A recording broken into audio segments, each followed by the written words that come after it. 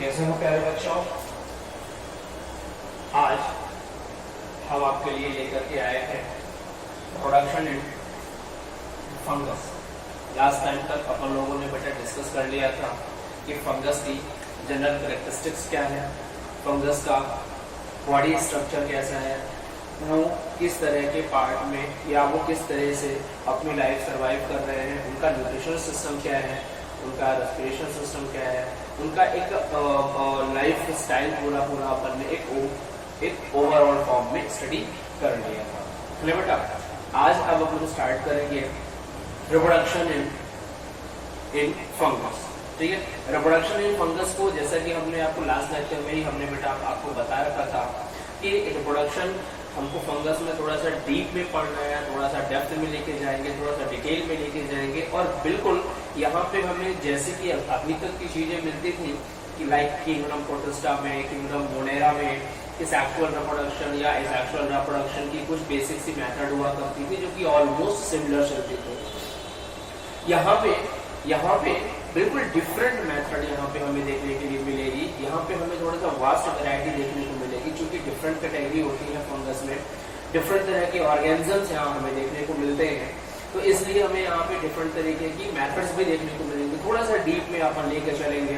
तो हमने क्या किया है कि इस पूरे के पूरे पार्टीशन को, रिप्रोडक्शन इन फंगस को भी हमने 2 लेक्चर्स में या 2 से 3 लेक्चर्स में हमने इसको डिवाइड किया है। ठीक है, आज हमें फिलहाल अपन डिस्कस करेंगे, डीप में अपन लेकर के चलेंगे सेक्सुअल रिप्रोडक्शन को कि फंगस का सेक्सुअल रिप्रोडक्शन आखिरकार होता कैसे है या इसमें किस तरह की मेथड फॉलो होती है और क्या होता होगा।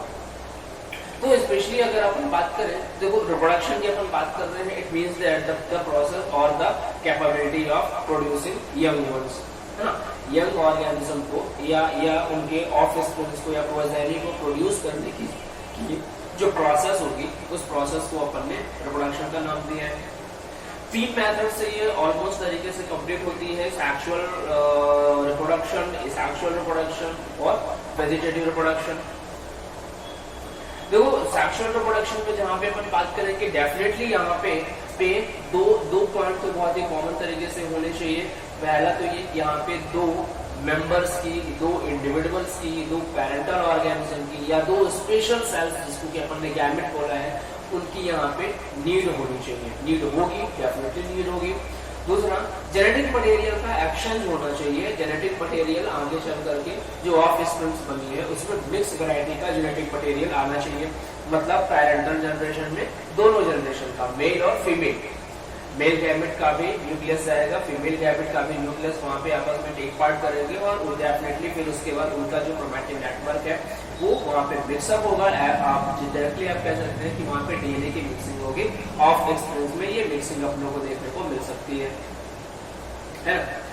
इस एक्चुअल रिप्रोडक्शन की अगर अपन बात कर रहे हैं तो डेफिनेटली यहाँ पे सिंगल पेरेंटल बॉडी में नीडेड होगी, वो सफिशिएंट होगी। यहाँ पे गैमेट फॉर्मेशन जैसी कोई प्रोसेस नहीं फॉलो कराई जाएगी। यहाँ पे सिंगल पेरेंटल बॉडी में ही कुछ डिफरेंट तरीके की प्रोसेस के थ्रू अपन न्यू यंग वंस का या न्यू ऑफ स्प्रिंग्स का फॉर्मेशन अपन देखेंगे। वेजिटेटिव रिप्रोडक्शन की अगर अपन बात करें बेटा तो यहाँ पे जो ऑर्गेनिज्म है, ऑर्गेनिज्म की जो बॉडी का वेजिटेटिव पार्ट है, ऑर्गेनिज्म की बॉडी का वेजिटेटिव पार्ट वो यहाँ पे टेक पार्ट करेगा यंग वन के फॉर्मेशन के लिए। डिफरेंट तरीके की मेथड्स होती हैं, बहुत ज्यादा वास्ट वैरायटी यहाँ पे अपने को देखने को मिलने वाली है। अभी अपन फिलहाल सेक्सुअल रिप्रोडक्शन पे चलिए फोकस करते हैं, देखते हैं। देखो अपन ने पहले बात कर दी कि reproduction in fungus can be divided into 3 type on the basis of their process. The first one is known as sexual reproduction, another one will known as vegetative and the third one will known as sexual reproduction. अब ये sexual reproduction, vegetative reproduction, sexual reproduction क्या है, इनके क्या needs होते हैं, इनकी क्या बेनिफिट्स होते हैं, क्या डिसएडवांटेज होते हैं, ये आपने जूनियर क्लासेस में करके रखा हुआ है। इसलिए फिलहाल अभी इस मुद्दे पे अपने को ज्यादा फोकस नहीं करना। एक रफ आइडिया अपन ने बता दिया कि भैया जो सेक्सुअल रिप्रोडक्शन है उसमें 2 पैरेंटल बॉडी की जरूरत पड़ेगी, 2 स्पेशल सेल्स की जरूरत पड़ेगी। आप कह सकते हो वहां पे गैमेट फॉर्मेशन होता है। वेजिटेटिव में अपन ने अभी बात की कि यहाँ पे बॉडी का जो वेजिटेटिव बॉडी पार्ट है, जो ऑर्गेनिज्म का वेजिटेटिव बॉडी पार्ट है, वो नया ऑफ स्प्रिंग्स बनाने के लिए रिस्पॉन्सिबल होगा। और सेम ऐसे ही सेक्सुअल रिप्रोडक्शन की बात करते हैं तो यहाँ पे सिंगल पेरेंटल बॉडी नीडेड होगी, कुछ डिफरेंट तरीके की प्रोसेस के थ्रू यहाँ पे ये काम फॉलो कराया जाएगा। सेक्सुअल रिप्रोडक्शन को अभी अपने को थोड़ा सा डीप में लेकर के चल रहा है, ठीक है। Then sexual reproduction it is the process where two gametes unite, ठीक है। एक ऐसी प्रोसेस है ये रिप्रोडक्शन की जिसमें कि दो गैमेट यूनाइट होंगे, आपस में जुड़ेंगे, फ्यूज होंगे, फ्यूज होने के बाद उसमें नया ऑर्गेनिज्म के फॉर्मेशन की प्रोसेस स्टार्ट होगी। आप कह सकते हो the two gamete they are may be male gamete and female gamete, ठीक है। सिंबल आपको अच्छे तरीके से आता है। यहाँ पे मेल गैमेट और फीमेल गैमेट आपस में क्या होंगे बेटा, ये यूनाइट होंगे और यूनाइट होने के बाद कुछ नया ऑर्गेनिज्म का फॉर्मेशन करना स्टार्ट करेंगे, ठीक है। ये आगे चल करके यहाँ पे जो अभी ये सेल बनी होगी, मिक्स वैरायटी वाली सेल बनी होगी, आगे चल करके ये यंग वन का फॉर्मेशन करेगी, है ना। देन इसके बाद अपन सबसे मजेदार वाला एक पॉइंट यहाँ पे देखने को मिलता है कि ऑलमोस्ट सभी फंगस में अपने को ये प्रोसेस देखने को मिलती है। अपन ने देखो ऑलमोस्ट कहा है, 100% श्योरिटी नहीं दे रहे हैं, क्योंकि कुछ फंगस ऐसी हैं जिनमें कि सेक्सुअल रिप्रोडक्शन या तो होता नहीं है या आप ये कह सकते हैं कि अभी तक वो ऑब्जर्व नहीं किया जा सका है, ठीक है। ऐसे सारे के सारे फंगस जिनमें कि सेक्सुअल रिप्रोडक्शन नहीं पाया गया, नहीं देखा गया, ऑब्जर्व नहीं किया जा सका, ऐसे सारे के सारे फंगस को एक ग्रुप में डाल दिया गया जिसका भी नाम होता है फंगी इम्परफेक्टाई। फंगी इम्परफेक्टाई या उसी को आप कह सकते हैं ड्यूटेरोमाइसीटीज ग्रुप का फंगस। ड्यूटेरोमाइसीटीज या फंगी इम्परफेक्टाई ये ऐसा ग्रुप है जिसमें ऐसे सारे के सारे फंगस को रखा गया है जिनमें कि सेक्सुअल रिप्रोडक्शन अभी तक की कंडीशन में अननोन है। इन फ्यूचर अगर उन फंगस में या उन फंगस के स्पीशीज में या उनके इंडिविजुअल्स में अगर अपने को सेक्सुअल रिप्रोडक्शन ऑब्जर्व करने को मिलता है, वो वहां से टेकअप करके उनके रिस्पेक्टिव ग्रुप में रख दी जाएगी, है ना। देखो नाम ही कंफर्म है, इम्परफेक्ट है, इम्परफेक्ट है, परफेक्ट यहाँ पे नहीं मिल रहा है, कुछ तो ऐसा जो कि मिसिंग है। वो क्या मिसिंग था? सेक्सुअल रिप्रोडक्शन, ठीक है बेटा। देन नेक्स्ट पॉइंट के पास अगर अपन चलते हैं तो आपको पहले तो ये फंगी इम्परफेक्टाई और ड्यूटेरोमाइसीटीज को आपको फाइंड आउट करके रखना है, अपने ब्रेन में मेमोराइज करके रखना है। Next one is on the basis of capability of sexual reproduction, ठीक है। सेक्सुअल रिप्रोडक्शन किस तरह से हो रहा है या उसकी क्या कैपेसिटी है, ऑर्गेनिजम्स में सेक्सुअल रिप्रोडक्शन की कैपेसिटी क्या है, उसके आधार पे इन ऑर्गेनिजम्स को अपन बेसिकली दो कैटेगरी में डिवाइड कर रहे हैं। कैसे डिवाइड कर रहे हैं? Homothallic fungi and heterothallic fungi. Homothallic fungi and heterothallic fungi में देखो नाम से कंफर्म है, होमोथैलिक, होमो मतलब इक्वल, थैलिक मतलब thallus like structure, hetero means differ, thallus like structure. तो डेफिनेटली यहाँ पे होमोथैलिक वाला जो ग्रुप होगा फंगस का, ये ऐसा ग्रुप होगा जिसमें फ्यूजन वाले सेल्स, जिन सेल्स में फ्यूजन हो रहा है वो सेल्स कैसे होंगी बेटा? जेनेटिकली सिमिलर होंगी, है ना। तो जेनेटिकली सिमिलर थैलस वाले जो फंगस के बीच में जब सेक्सुअल रिप्रोडक्शन अपने को देखने को मिलेगा, that type of sexual reproduction will counted as homothallic sexual reproduction.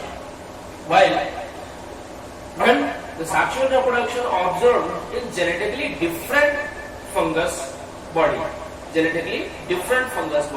तब उस कैटेगरी को अपन दोबारा रखेंगे हेटेरोथैलिक सेक्सुअल रिप्रोडक्शन में, है ना। Homothallic sexual reproduction, the type of reproduction in fungus in which the similar cells are fused. Similar cells बोले तो यहाँ पे अपन जेनेटिकल बेसिस पे बात कर रहे हैं, genetically similar cells get fused with each other, while in heterothelic fusion occurs between two different cells, or you can say two genetically different cells. Genetically word यहाँ पे लगाना कंपल्सरी है, ठीक है। two genetically different cells। तो जब genetically different cell होंगी तो डेफिनेटली ऑर्गेनिज्म में अपने को ज्यादा वैरायटी देखने को मिलेगी, जबकि जेनेटिकली जो सिमिलर होंगी उनमें अपने को कंपैरेटिवली टू हेटेरोथैलिक कम वैरायटी देखने को मिलेगी। बट डेफिनेटली वैरायटी तो आएगी क्योंकि दो अलग अलग स्ट्रेन वहाँ पे आती है, दो अलग अलग इंडिविजुअल्स का जेनेटिक मटेरियल वहाँ पे मिक्सअप हो रहा होगा, ठीक है। फिर ऐसे ही जिस तरीके से अभी अपन ने हेटेरोथैलिक और होमोथैलिक की बातें की, ऐसे ही बेटा एक और प्रोसेस होगी यहाँ पे आपको पढ़ने को मिलेगी, प्लाज्मोगैमी। एक और प्रोसेस आपको पढ़ने को बेटा यहाँ पे मिलेगी, प्लाज्मोगैमी, ठीक है। अब देखो प्लाज्मोगैमी को टर्मिनोलॉजी को अगर अपन समझे तो प्लाज्मा मतलब क्या होता है, साइटोप्लाज्म। प्लाज्मा को अपन डायरेक्टली कोरिलेट किससे करते हैं बेटा, साइटोप्लाज्म से, या आप कह सकते हो कि ठीक है या प्रोटोप्लाज्म से। ठीक है, आपको प्रोटोप्लाज्म और साइटोप्लाज्म के बीच में बेसिक डिफरेंस लेकिन पता होना चाहिए, वो बहुत पुरानी स्टोरी हो गई और उसके लिए आप अपने पुराने लेक्चर्स का वीडियो आप रिवाइंड कर सकते हैं। देन प्लाज्मोग्यामिन में क्या होता है, यहाँ पे प्रोटोप्लाज्मिक फ्यूजन होता है, यहाँ पे प्रोटोप्लाज्मिक फ्यूजन होता है, मतलब अंदर का जो मैट्रिक्स मटेरियल है जो कि लिक्विड मटेरियल है वो सेल्स के बीच में फ्यूज होगा। ठीक है, यहाँ देखो ऊपर वाले में क्या हो रहा था, जेनेटिक मटेरियल का फ्यूजन हो रहा था, स्पेशली जेनेटिक मटेरियल फ्यूज हो रहा है, बट प्लाज्मोग्यामिन में क्या होगा, कंप्लीट मैट्रिक्स ही आपस में फ्यूज हो जाएगा। मैट्रिक्स फ्यूज होने के बाद पहले मैट्रिक्स का फ्यूजन होगा, देन उसके बाद फिर न्यूक्लियर मिक्सिंग और बाकी की स्टेज आएंगी। तो इमेजिन करो अगर दो सेल्स हैं और दो सेल्स के बीच में पहले प्लाज्मोग्यामी की कंडीशन हो गई है, या जो बॉडी है फिलामेंटस बॉडी, अगर उनके बीच में प्लाज्मोग्यामी की कंडीशन हो गई है और दोनों की दोनों यूनिन्यूक्लिएटेड थी, तो जब इनका प्लाज्मा का जो लिक्विड मटेरियल मैट्रिक्स से आपस में फ्यूज होगा तो उस कंडीशन में ये डाइकैरियोटिक कंडीशन में चली जाएंगी। एक सेल के अंदर दो न्यूक्लियस देखने को अपने को मिल सकते हैं, है ना। बाद में फिर उनमें क्या होगा, डिवीजन की स्टोरी फिर फॉलो कराई जाएगी। ये पॉइंट अभी अपने को देखने को मिल रहा है। So the first one is called homothallic and heterothallic, ये तो हो गया जेनेटिक मटेरियल के बेस पे। फिर सेक्सुअल रिप्रोडक्शन में एक और प्रोसेस अपने को देखने को मिलती है प्लाज्मोग्यामी। प्लाज्मोग्यामी के अलावा अपने को देखने को मिलती है बेटा कैरियोग्यामी। कैरियोग्यामी क्या होती है, जहाँ पे न्यूक्लियर डिवीजन होता है, जहाँ पे न्यूक्लियर डिवीजन होता है, सॉरी जहाँ पे न्यूक्लियर फ्यूजन होता है, जहाँ पे न्यूक्लियर फ्यूजन होगा। तो प्लाज्मोग्यामी में साइटोप्लाज्मिक फ्यूजन की प्रोसेस अपने को देखने को मिलेगी, जबकि कैरियोग्यामी में अपने को न्यूक्लियर फ्यूजन की प्रोसेस देखने को अपने को मिलने वाली है। अब देखो जनरली न्यूक्लियर फ्यूजन जो होता है वो ऑब्जर्व किया जाता है हायर कैटेगरी के फंगस में। ठीक है, in higher category fungus karyogamy is delayed and occurs just before meiosis. क्या हुआ कि पहले हायर कैटेगरी के फंगस में पहले प्लाज्मोग्यामी हुई, है ना। प्लाज्मोग्यामी होने के बाद वो डाइकैरियोटिक स्टेज में आएंगे।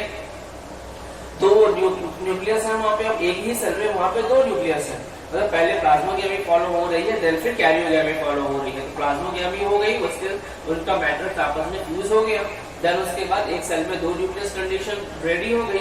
इस कंडीशन को अभी अभी अपन ने बताया क्या कहेंगे, डाइकैरियोटिक स्टेज। और वो सेल जिनमें ये कंडीशन आई हुई है उसको अपन क्या नाम दे देते हैं, डाइकैरियोटिक सेल का नाम देते हैं। ठीक है, तो कुछ टाइम तक के लिए ये स्टेज यहाँ पे रुकी रहती है। आप कह सकते हैं सेक्सुअल रिप्रोडक्शन में हायर कैटेगरी के फंगस में ये बहुत ही आसानी से अपन ऑब्जर्व कर सकते हैं, कुछ देर तक ये स्टोरी ऐसे ही रुक जाती है। फिर इन न्यूक्लियस का फ्यूजन कब होगा, मियोसिस होने के जस्ट पहले। मियोसिस सेल डिवीजन जब फॉलो होने वाला होगा उसके जस्ट पहले ये न्यूक्लियस क्या होते हैं, आपस में फ्यूज हो जाते हैं।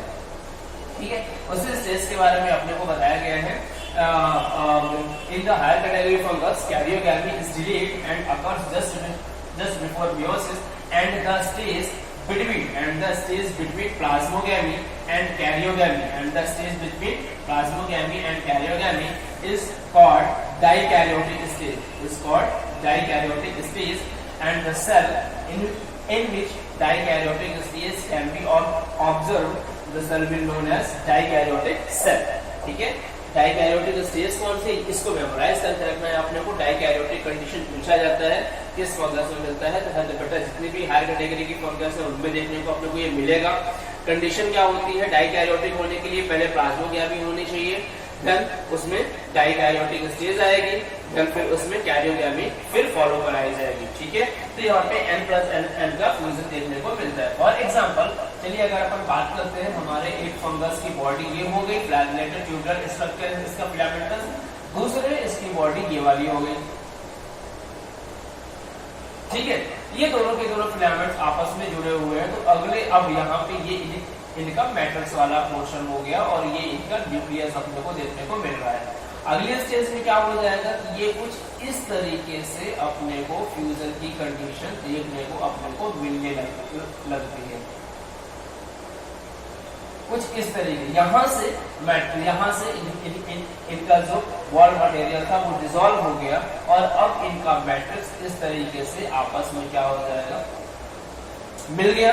मैट्रिक्स मिलने के बाद इनके जो दो न्यूक्लियस कंडीशन थे तो बहुत आसानी से इस तरीके से अपने को ऑब्जर्व करने को मिल सकते हैं यहाँ पे, ठीक है। डाइकैरियोटिक कंडीशन, ये वाली कंडीशन क्या कहलाएगी बेटा, डाइकैरियोटिक कंडीशन।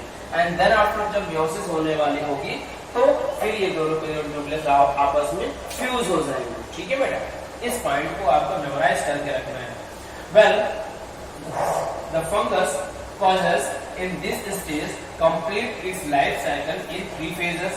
अब ये फंगस जो कि डाइकैरियोटिक कंडीशन को फॉलो करते हैं, ऐसे सारे के सारे फंगस जिनमें की डाइकैरियोटिक कंडीशन फॉलो कराई जाती है, इनकी total life cycle in 3 stages में कंप्लीट होती है। कौन कौन से स्टेज हो सकती है, देखो पहले तो फ्यूजन के पहले वाली कंडीशन होगी जिसमें कि वो हैप्लॉइड कंडीशन में थे, जो कि सर इंडिविजुअल सेल थी, उनका अपना अपना न्यूक्लियस था। दूसरी स्टेज कौन सी आ जाएगी, जिसमें कि वो डाइकैरियोटिक स्टेज में आए थे। और तीसरी स्टेज कौन सी आ जाएगी, जिसमें कि अब वो डिप्लॉयड कंडीशन में आ चुके हैं। डिप्लॉयड कंडीशन अपन तब तक नहीं कह सकते ना जब तक कि दोनों न्यूक्लियस आपस में फ्यूज नहीं हो जाएंगे। अच्छा देखो, तो वही प्रोसेस यहाँ पे अपने को मिल रही है। हैप्लोफेज, हैप्लोफेज बोले तो जहाँ पे दोनों की दोनों सेल्स एन कंडीशन में है, ठीक है। देन डाइकैरियोटिक फेज और द डाइकैरियोफेज और द डाइकैरियोट्स, इसको तीनों नाम से आप बुला सकते हैं। डाइकैरियोफेज ये वो फेज होगी जिसमें प्रोटोप्लाज्म का फ्यूजन हो चुका है बट अभी न्यूक्लियर फ्यूजन नहीं हुआ है। दो अलग अलग न्यूक्लियस इजीली ऑब्जर्व किए जा सकते हैं। And then meiosis phase, then meiosis phase और you can say diplophase. Meiosis phase में क्या होगा, अब वो न्यूक्लियस आपस में फ्यूज होंगे और उसके बाद फिर मियोसिस सेल डिवीजन वहां पे फॉलो कराया जाएगा, ठीक है बेटा। ये थी फेजेस की अपन ने बात करी। देखो फिर से चलो अपन बात करते हैं, अभी तक अपन ने क्या क्या डिस्कशन कर लिया। थोड़ा सा टर्म यहाँ पे चेंज हो रहे हैं, हो सकता है आपको डिफिकल्टीज हो, बट ठीक है, एक दो बार अगर आप इसको रिवाइज करेंगे तो क्लियर हो जाएगा। और अदरवाइज फिर हम हैं आपसे, अगर कुछ आपको टॉपिक में कुछ इश्यू आता है तो आप हमें कंफर्म कर सकते हैं, है ना बेटा। अभी तक अपन ने देखो क्या बात की कि सेक्सुअल रिप्रोडक्शन की अपन डिटेल ले रहे हैं। सेक्सुअल रिप्रोडक्शन में दो स्पेशल तरह के गैमेट्स का फॉर्मेशन अपने को देखने को मिलता है। ये गैमेट आपस में फ्यूज होगी और फ्यूज होने के बाद नया ऑफस्प्रिंग्स ये फॉर्म करेंगी, पहला पॉइंट हुआ। दूसरा पॉइंट होता है कि ये प्रोसेस एब्सेंट किसमें, सेक्सुअल रिप्रोडक्शन अपने को नहीं देखने को मिलेगी फंगस इम्परफेक्टाई ग्रुप में, या आप कह सकते हो कि ड्यूटेरोमाइसीट्स वाले ग्रुप में। देन सेक्सुअल रिप्रोडक्शन में जो आपस में टेक पार्ट करने वाले जो थैलस है या आपस में टेक पार्ट करने वाली जो सेल है वो जेनेटिकली आइडेंटिकल है या जेनेटिकली नॉन आइडेंटिकल है, इसके बेसिस पे अपन ने फंगस को दो कैटेगरी में डिवाइड कर दिया। अगर जेनेटिकली आइडेंटिकल सेल्स वहां पे टेक पार्ट कर रही है तो उस तरह के सेक्सुअल रिप्रोडक्शन को अपन ने क्या नाम दे दिया, या उस तरह के फंगस को अपन ने क्या नाम दे दिया, होमोथैलिक फंगस, है ना। या अपन ये भी कह सकते हैं कि जिसमें जेनेटिकल आइडेंटिकल नहीं है उसको अपन क्या कह रहे हैं, हेट्रोथैलिक फंगस या heterothallic sexual reproduction. Sexual reproduction वहां पे ऐड करेंगे तो ज्यादा बेहतर तरीके से लगेगा। तो होमोथैलिक सेक्सुअल रिप्रोडक्शन कौन सा सेक्सुअल रिप्रोडक्शन हो गया बेटा, जिसमें कि दो जेनेटिकल आइडेंटिकल सेल्स आपस में फ्यूज हो रही है। हेट्रोथैलिक सेक्सुअल रिप्रोडक्शन कौन सा काउंट हो रहा है, जिसमें दो जेनेटिकली डिफरेंट सेल्स आपस में फ्यूज हो जा रही है, ठीक है। प्रोसेस क्या हो रही है इसमें, देखो सेक्सुअल रिप्रोडक्शन की कंडीशन की पहले प्लाज्मोगैमी फॉलो कराई जाएगी, देन फिर कैरियोगैमी फॉलो कराई जाएगी। मतलब ये जो दोनों थैलस है, पहले इन दोनों थैलस की वॉल आपस में डिसॉल्व होगी, इनका प्रोटोप्लाज्म आपस में क्या होगा, मिक्सअप हो जाएगा, मैच हो जाएगा। देन आफ्टर डाइकैरियोटिक स्टेज आएगी, थोड़ी देर के लिए यह प्रोसेस यहीं पे रुकती है। देन फिर आगे जब भी मियोसिस की प्रोसेस आने स्टार्ट होगी या जब भी सेल डिवीजन का टाइम आता है, देन इसके बाद ये न्यूक्लियर फ्यूजन होते हैं। न्यूक्लियर फ्यूजन होता है बेटा, दोनों के जो न्यूक्लियस क्या होते हैं आपस में फ्यूज हो जाते हैं। मतलब वो जो सेल जिसमें अभी n+n कंडीशन था वो अब वो 2n की कंडीशन में आ चुकी होती है। देन फिर यहाँ पे कैरियोकाइनेसिस देन फॉलो होगी। पहले तो कैरियोगैमी हो गई, देन उसके बाद फिर कैरियोकाइनेसिस और साइटोकाइनेसिस बोले तो मियोसिस सेल डिवीजन वहां पे फिर फॉलो कराया जाएगा। तो होल सेल प्रोसेस में अपने को दो फेजेस देखने को मिल रही है, प्लाज्मोगैमी की और कैरियोगैमी की, प्रोटोप्लाज्मिक फ्यूजन और न्यूक्लियर फ्यूजन, ठीक है। न्यूक्लियर फ्यूजन ये एक बेसिक सी प्रोसेस होती है फंगस के सेक्सुअल रिप्रोडक्शन की। अब on the basis of this process कि मतलब पहले तो भैया प्रोटोप्लाज्मिक फ्यूजन हो गया, डाइकैरियोटिक स्टेज आई, देन फिर क्या हो रहा है, कैरियो फ्यूजन हो रहा है या न्यूक्लियर का फ्यूजन हो रहा है, न्यूक्लियस आपस में फ्यूज हो रहे हैं।